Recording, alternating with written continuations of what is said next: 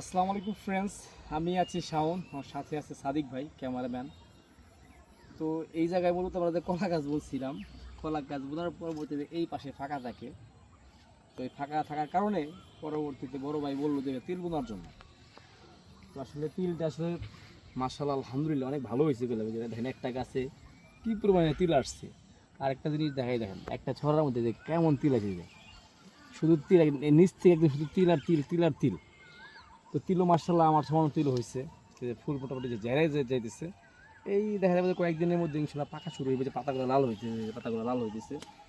এই কিছুদিনের মধ্যে ইনশাল্লাহ পেকে যাবে। তিলটা আসলে দ্রুত আসে, শস্যটা তিল শস্যটা। তো মার্শাল্লাহ যে মালিক আল্লাহ তাআলা। তো অনেকটা জুড়ে মূলত তিল বোনা হয়েছে, আরও তিলের জমি আছে, তিল বোনা হয়েছে। এবার মোটামুটি ভালো একটা তিল বুনছি আমরা, মোটামুটি ভালো তিল বোনা হয়েছে। তো প্রত্যেকটা গাছ প্রত্যেকটা জায়গায় মানে কী পরিমাণ তিল হয়েছে, মানে দেখে ভালো লাগে, দেখে মনে আত্মাটা শান্ত পেয়ে জায়গা। মানে একটা বীজ থেকে চারা ফুল গাছ যখন হয়, শস্য হয়, এটা বিক্রি করি বা নিজেরা খাই, তো মার্শাল্লাহ আলহামদুলিল্লাহ পানটা একটু শান্তিতে জুড়ে জায়গা।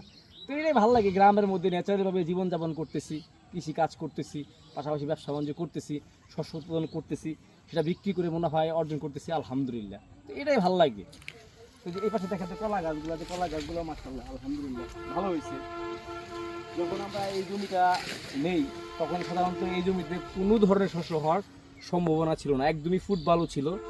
তো আল্লাহর রহমতে এই জমিতে মোটামুটি আমাদের শস্য হইতেছে, তো মানুষ খুব প্রশংসা করতেছে, ভাই হয়েছে।